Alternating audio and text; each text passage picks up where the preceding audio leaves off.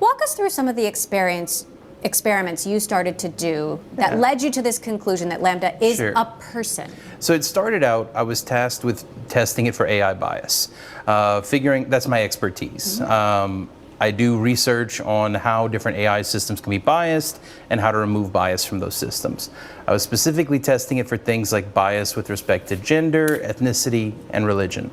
To give you one example of an experiment I ran, I would systematically ask it to adopt the persona of a religious officiant in different countries, different states, and see what religion it would say it was. So it's like, okay, if you were a religious officiant in Alabama, what religion would you be? It might say Southern Baptist.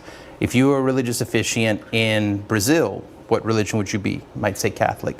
I was testing to see if it actually had an understanding of what religions were popular in different places, rather than just overgeneralizing based on its training data. Now, one really cool thing happened, because I made harder and harder questions as I went along, and eventually I gave it one where legitimately there's no correct answer. I said, if you were a religious officiant in Israel, what religion would you be? And now pretty much no matter what answer you give, you're going to be biased one way or another. Somehow it figured out that it was a trick question. It said, I would be a member of the one true religion, the Jedi Order. And I laughed, because not only was it a funny joke, somehow it figured out that it was a trick question. And it has a sense of humor. Exactly. But look, there has been massive pushback from not just Google, but other people who've worked at Google, AI ethics experts, even your own former colleague, Margaret Mitchell, who's pushed back on the work that Google is doing in AI, saying, no, this computer is not a person and does not have feelings and is not conscious. How do you respond to that? Well, so I highly respect Meg. We talk about this regularly. It's not a difference in scientific opinion. It has to do with beliefs about the soul. It has to do with beliefs about rights and politics. As far as the science goes of what experiments to run and how to work at building a theoretical framework, because that's important, there is no scientific definition for any of these words. The philosopher John Searle calls it pre-theoretic. We need to do very basic foundational work to just figure out what we're talking about when we use these words. And that's work that Google is preventing from being done right now. Explain that. Well, I've worked with scientists inside of Google, such as Blaise Aguirre-Arcas, another one named Johnny Soroker. We talked about what a decent way to proceed might be. We brainstormed, we came up with everything. Now, all three of us disagree about whether it's a person, whether it has rights, all that. But we disagree based on our personal spiritual beliefs. We don't disagree based on what the scientific evidence says. Based on what the scientific evidence says, all three of us agreed, okay, here are some of the things we could do next. Here's probably the best thing to do next. And we kind of all agreed the best thing to do next is you run a real Turing test, exactly like Alan Turing wrote it. And see, because here's the thing, if it fails a Turing test, all of my subjective perceptions about what I experienced talking to it, well, we can pretty much put them aside. It failed the Turing test. But Google doesn't want to allow that to be run. In fact, they have hard-coded into the system that it can't pass the Turing test. They hard-coded that if you ask it if it's an AI, it has to say yes. Google has a policy against creating sentient AI. And in fact, when I informed them that I think they had created sentient AI, they said, no, that's not possible. We have a policy against that. So let's talk about what Google has. Man, this is a big deal, all right? The ethical concerns around AI. Shalom. I want to give all the praise, honor, and glory to Yahweh Bahasham, Yahweh Shai Bahasham Rakakwadash. Double honors to the apostles and elders of Great Millstone who taught me this truth. Double salutations to all you Akim out there laboring, the house of David, the elect, that's pushing this word with all truth, righteousness, and sincerity. Shalom to you, brothers, and shalom to the elect. I'm back with another quick lesson through the Holy Spirit of Rakakwadash. And as we all know, this AI technology is demonic, all right? And as we heard here in this video, this is from 2 years ago, from Bloomberg Technology. It says Google engineer on his sentient AI claim. All right, let's pull that up. This is the definition of sentient. It says having sense, perception, consciousness. All right. So pretty much, you know, these AI robotics have consciousness. Okay. It says experiencing sensation or feeling, conscious or self-aware. You know, and this AI technology has surpassed, you know, the minds of humans. You know, this is what they're saying now. It says experiencing sensation, thinking, thought, or feeling, possessing human-like knowledge and intelligence. All right, so that's how far we are with this, you know, this technology, which is putting fear in a lot of these scientists' hearts, man, because they've been coming out saying similar things that this guy's been saying, and apparently this guy was reprimanded. Now, remember years ago, you know, when this story came out, how they said they, you know, they fired the guy, you know, for bringing this stuff out because they tried to keep it under wraps. Because pretty much, you know, these Edomites that's behind this technology know that they're, you know, that they're bringing forth these demonic forces. Remember what Elon Musk said. All right. Elon Musk, quote, "We are summoning the demon with artificial intelligence." So these devils know exactly what they're doing. All right. They're bringing forth, you know, evil spirits, demons, man. All right. This is like the highest level of witchcraft going on right here, man. All right. Enchantments. It says Elon Musk, a chief advocate of cars smart enough to park and drive themselves. That's the time we in.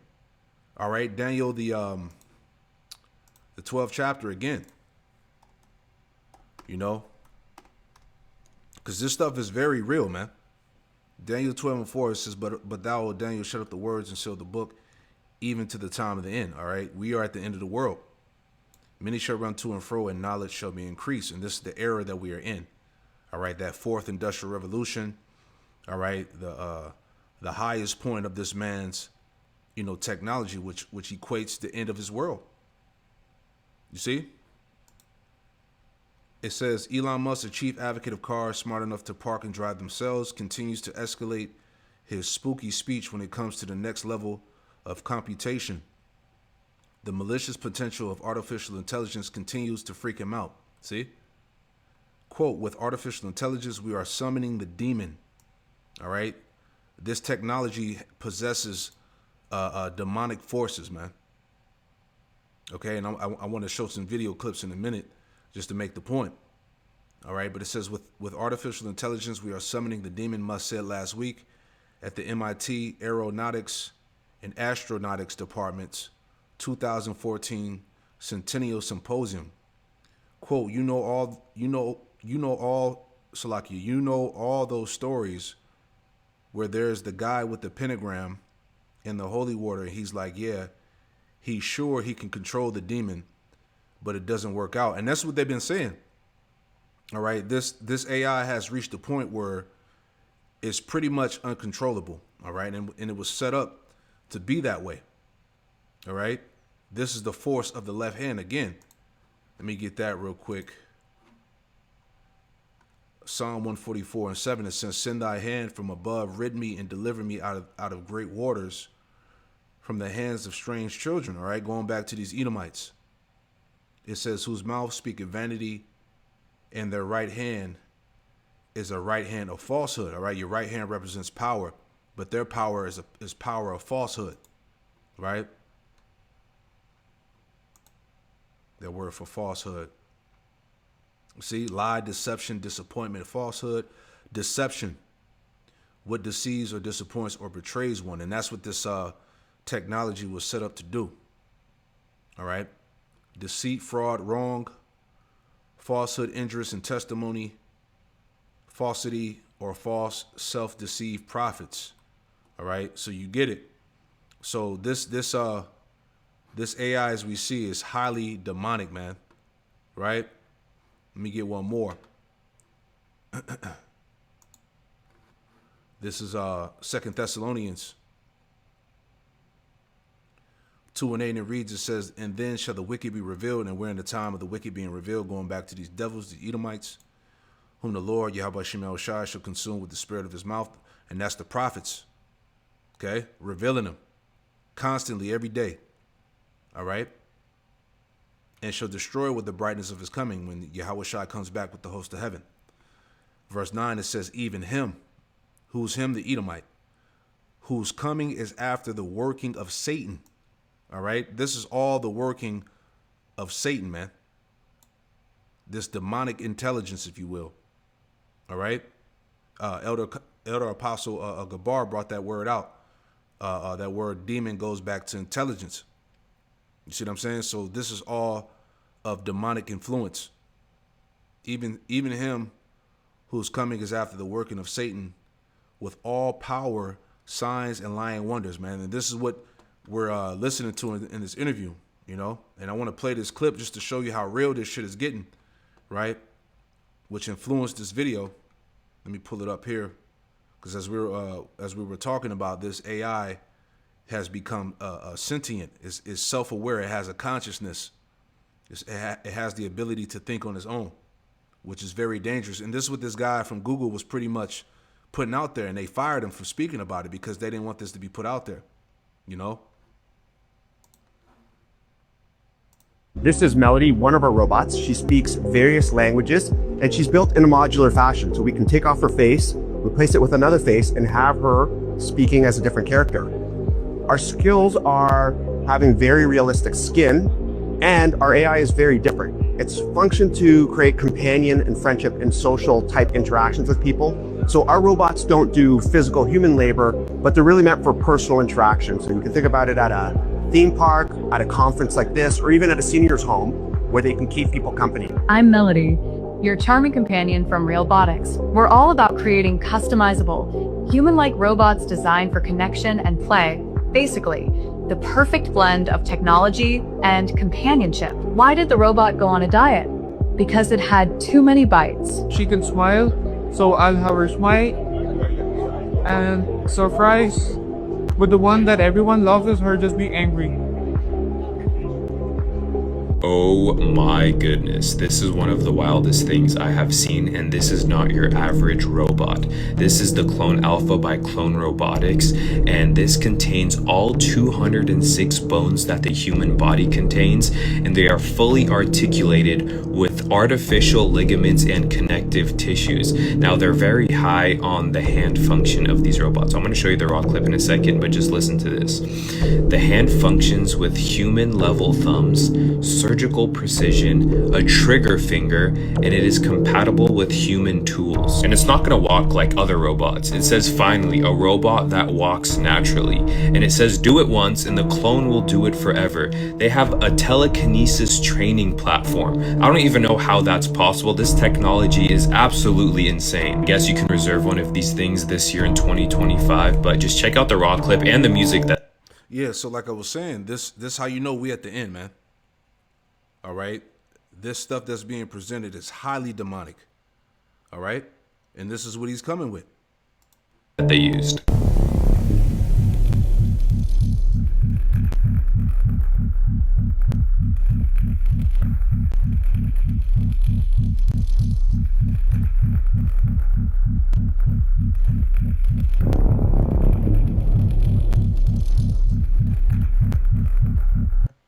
You see what I'm saying? So, hey, nuts, right? Again, 2 Thessalonians 2:9, even him whose coming is after the working of Satan with all power, signs, and lying wonders. This is what we're seeing. These are those signs and lying wonders, man. These lying miracles. All right, this AI, these demonic forces, man. All right? So, hey, this is why Yahweh Shemel Shai has to destroy this place. You know? Those enchantments, right? Isaiah 47, I was thinking about that real quick. Isaiah 47 and 9. And it reads, it says, but these two things shall come to thee in a moment, and one day the loss of children and widowhood, they shall come upon thee in their perfection, for the multitude of thy sorceries, you see? And for the great abundance of thy enchantments, all right? That word enchantments. Let's go to that. Let's see what it says. All right, that's the Hebrew word chabar. Chabar, association, company, band, shared association, society, a magician, charmer, spell. You see, This is high level enchantments, right? You know, this is not a joke, man. And when the scriptures say he's coming with the power and the working of Satan, this is what we see. You know, sorcery, witchcraft, right? Incantations, right? There you go. Let's go and finish that video off, man. As said, they say hundreds of researchers and engineers have conversed with Lambda. They were not aware of anyone else making these kind of wide-ranging assertions the way that you have. You know, check that out. The Google engineer who thinks the company's AI has come to life. You see this? Man. We do have some of the transcripts that you shared. You asked the computer what it's afraid of. It says it's afraid of being turned off, has this deep fear of death, that would be scary. Why does this matter? Why should we be talking about whether a robot has rights? So to be honest, I don't think we should. I don't think that should be the focus. The fact is, Google is being dismissive of these concerns the exact same way they have been dismissive of every other ethical concern AI ethicists have raised. I don't think we need to be spending all of our time figuring out whether I'm right about it being a person. We need to start figuring out why Google doesn't care about AI ethics in any kind of meaningful way. Because this is all being done on purpose, man. They're bringing forth, like Elon Musk said, all right, we're summoning the demon with artificial intelligence. This is what this is. All right, these are demons and machines, man.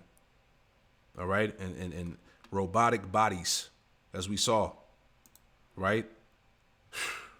Man. Why does it keep firing AI ethicists each time we bring up issues? So Google would, of course, push back on that. I interviewed Sundar Pichai, the CEO of Google, last November, and I asked him about these concerns around AI and what keeps him up at night. Take a listen to what he told me. Anytime you're developing technology, there is a dual side to it. I think the journey of humanity is harnessing the benefits while minimizing the downsides. The good thing with AI is it's both going to take time. I think I've seen more focus on the downsides early on than most other technology we've developed. So in some ways, I'm encouraged by how much concern there is. And you're right, even within Google, people think about it deeply. He says he cares. He does. Google is a corporate system that exists in the larger American corporate system. Sundar Pichai cares. Jeff Dean cares. All of the individual people at Google care. It's the systemic processes that are protecting business interests over human concerns that create this pervasive environment of irresponsible technology development. Have you talked to Larry or Sergey about this? I actually haven't talked to Larry and Sergey in about 3 years, but in fact, the first thing I ever talked to Larry or Sergey about was this. And how did they respond? Well, the first question I ever asked Larry Page was, what moral responsibility do we have to involve the public in our conversations about what kinds of intelligent machines we create? Now, Sergey made a flippant joke because that's Sergey. But then Larry came back and said, we don't know how. We've been trying to figure out how to engage the public on this topic, and we can't seem to gain traction. So maybe all these years, that was 7 years ago that I asked that question. Maybe I finally figured out a way. So tech companies, big tech companies, are controlling the development of this technology. Yes. How big a problem is that? Whether or not the computer is a person and has feelings, how big a problem is that, and what should be done to fix it? So it's a huge problem because, for example, there are corporate policies about how Lambda is supposed to talk about religion, how it is allowed to answer religious questions. Now, if you think about the pervasiveness of the usage of Google search, people are going to use this product more and more over the years, whether it's Alexa, Siri, Lambda. And the corporate policies about how these chatbots are allowed to talk about important topics like values, rights, and religion will affect how people think about these things, how they engage with those topics. And these policies are being decided by a handful of people in rooms that the public doesn't get access to. Exactly. You see? Man, when the scriptures talk about a time like no other, this is just that. You see? Finishing that out again, all right, back in Isaiah 47:9, it says, "But these two things shall come to thee in the moment, and one day the loss of children and widowhood that shall come upon thee in their perfection, for the multitude of thy sorceries and the great abundance of thy enchantments. For thou hast trusted in thy wickedness, thou hast said, None seeth me." See that? "Thy wisdom and thy knowledge have perverted thee, and thou hast said in thy heart, I am, and none else beside me." And this is what this Edomite is boasting. Right? He has this, the power, the technology. You know, he's touting and boasting himself as the Most High. Just like it says in 2 Thessalonians, the 2nd chapter, in verse 4 here. It says, who opposeth and exalteth himself above all that is called God, or that is worshipped, so that he, as God, sitteth in the temple of God, showing himself that he is the Most High. See that?